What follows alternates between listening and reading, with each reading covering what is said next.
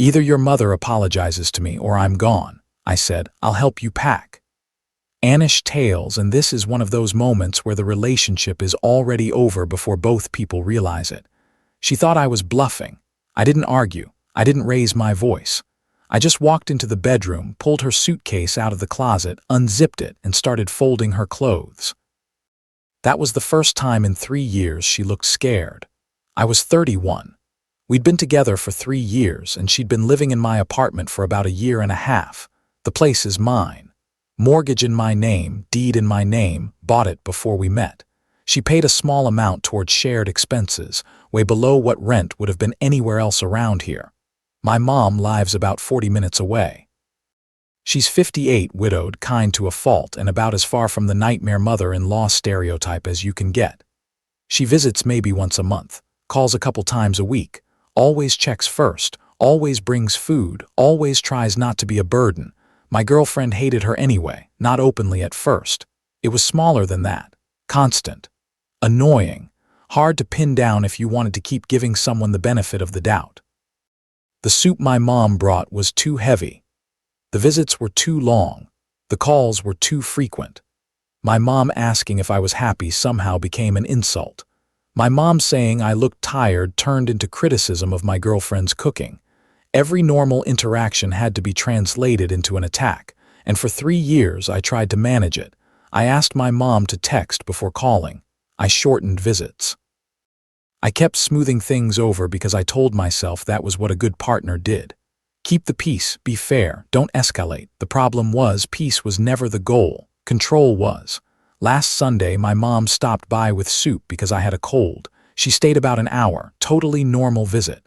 On her way out, she hugged me at the door and said, "Feel better, honey, don't let anyone stress you out." That was it. After my mom left, my girlfriend came into the room already angry.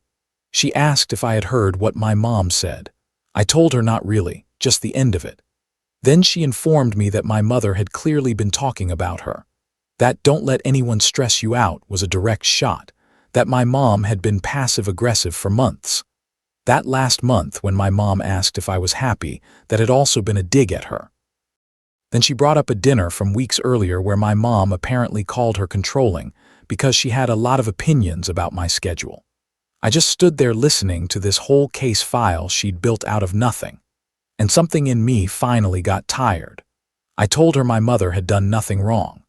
I told her she was twisting ordinary comments into insults because that's what she always did. I told her I was done acting like every conversation had a secret meaning buried inside it. That's when she hit me with the ultimatum. Either your mother apologizes or I'm leaving. Her or me. Choose. 3 years of this landed all at once. 3 years of making myself smaller. 3 years of editing my relationship with my own family so she wouldn't get upset. 3 years of pretending this was sensitivity instead of jealousy. So I looked at her and said, "Okay, I'll help you pack." She laughed. She thought that was me trying to scare her straight. Then I pulled out the suitcase. "What are you doing?" "Helping." I started with her shirts, folded them neatly, put them in the suitcase one by one. She kept asking what I was doing like the answer was going to change. "You said you were leaving if my mom doesn't apologize," I said. "She's not apologizing, so you're leaving." That was when the backtracking started. "I didn't mean it like that. Can you stop for a second? You're being dramatic." "You know I was upset." I kept packing. Then came the tears. Then the bargaining. Then the anger again. She said I was choosing my mother over her. I told her no, I was choosing reality over 3 more years of this. Because that was the part I couldn't unsee anymore. This had never been about one comment. It was never about soup, or a birthday call, or one holiday. It was a slow campaign. Push a little here. Complain a little there. Make family feel exhausting. Make normal look inappropriate. Make me feel guilty until pulling away from my mother started to feel easier than dealing with her reaction. Most people know the truth before they admit it. I think I had known for a while. When I realized she still thought I would cave, I pulled out my phone and called a moving company. Same-day service. One person's belongings, afternoon slot. I put it on speaker long enough for her to hear me confirm the address and pay the deposit. She went completely quiet, not sad, not hurt, stunned. Like she had finally understood that the bluff had failed, and now she was standing in the middle of a decision she never thought would become real. By the time the movers got there, I had most of her stuff boxed up: clothes, bathroom things, shoes. The basics. She spent the next few hours crying, yelling, accusing me of ruining everything, then trying to switch back to begging like one of those approaches would eventually work. None of them did. Around 7 that night, the truck was loaded. She had arranged to meet her sister and put her stuff in storage until she figured out where to go. At the door, she tried one last time. "Where am I supposed to live?" I told her she had family, friends, options. She wasn't helpless. Then she said I was doing this over one comment. One bad day. I told her no. This was 3 years. 3 years of trying to erase my mother from my life, one complaint at a time. 3 years of me cooperating because I thought compromise would fix it. "It was never peace you wanted," I said. "It was compliance." She stared at me like she had never seen me before. Maybe she hadn't. Then she gave me the classic exit line. Said I'd regret this. Said nobody would ever love me like she did. I told her I hoped that was true. Then I shut the door. And when the apartment went quiet, I sat on the couch and felt something I honestly had not expected. Relief. Not immediately, not cleanly. Breakups are still breakups. 3 years is still 3 years. But underneath all of that, there was relief. Like I had been holding my breath for months and finally noticed because I could breathe again. The fallout started almost right away. First, my mom cried when I told her what happened. Not because she was happy the relationship ended, because she felt guilty. She thought maybe she should have kept her mouth shut. Maybe she shouldn't have commented on my girlfriend having opinions. Maybe she had made things harder for me. That part made me angry, because my mother had spent years shrinking herself for someone who would never have been satisfied. Text first, call less, visit shorter, don't say this. Don't ask that. She kept adjusting, and it never mattered because the target was always moving. I told her none of this was her fault, not one piece of it. Then my ex's family got involved. Her mother called me a heartless mom-ass boy. Said no grown man should be that attached to his mother.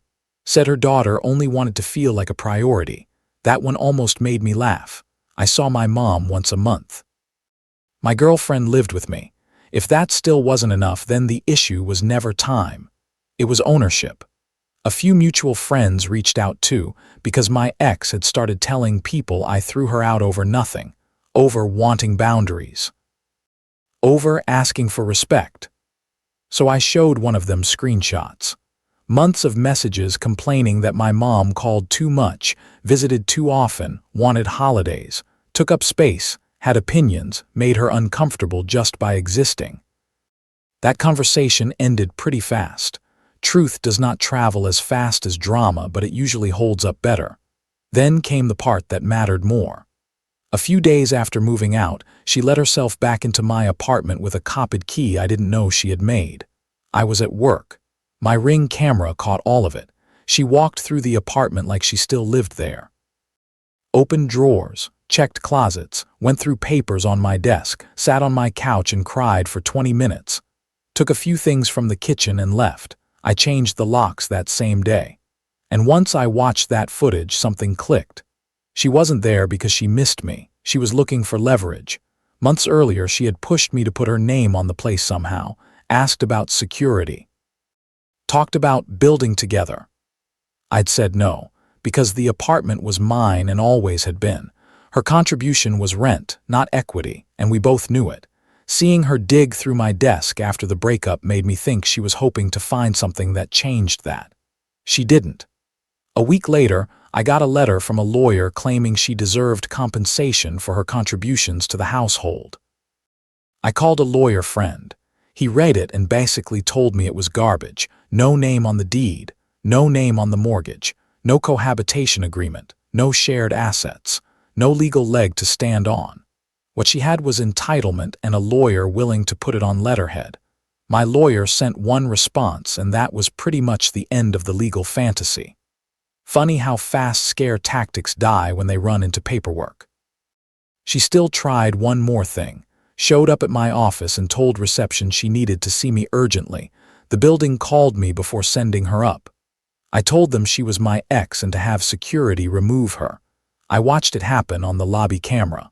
She cried, made a scene, said I was destroying her life. Security walked her out anyway. My HR department documented it. My boss checked in. Everyone behaved more professionally than she did. That should have told me everything.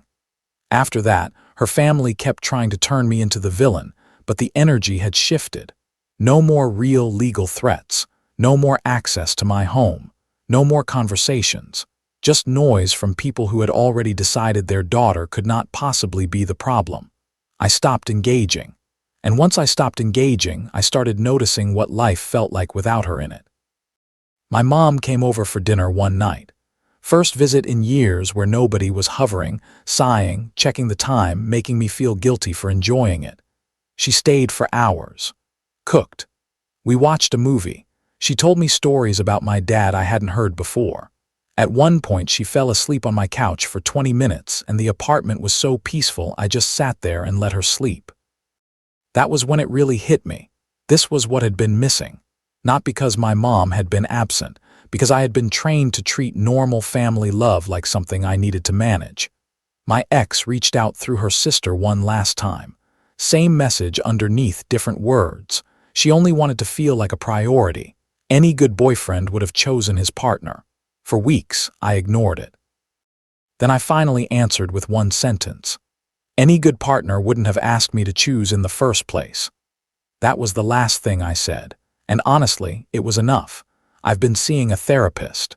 Mostly because even when you know you made the right call, untangling 3 years of control still takes time. One thing she said stuck with me. People who use ultimatums usually don't expect them to be taken literally. They use them to test power, to see how far they can push before you fold. That tracked. My ex never wanted a clean choice. She wanted the usual result, me apologizing, me softening, me giving up another inch of family to keep the relationship calm. This time I didn't. Now the apartment is quiet. My stuff stays where I leave it. My phone rings and I don't tense up wondering who she's upset with today. My mother calls when she wants, comes by when it works, stays as long as she likes. My sister doesn't have to play defense anymore. The whole atmosphere of my life feels different, lighter. Not perfect, just lighter. My mom said something to me recently that I haven't been able to shake. She said my dad always believed that how someone treats your family is how they'll eventually treat you. He was right.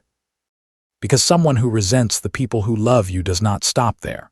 Eventually, that resentment lands on you too. The control just changes shape. A couple things this taught me. If someone keeps asking for boundaries, but the only boundary they ever want is distance between you and your family, pay attention. And if a person only feels secure when you keep proving you'll choose them over everyone else, that is not love. That is maintenance on a power structure. I don't feel guilty about the moving company, not even a little. She gave the ultimatum. I just believed her. Would you have called her bluff that fast, or would you have tried one more time to fix it?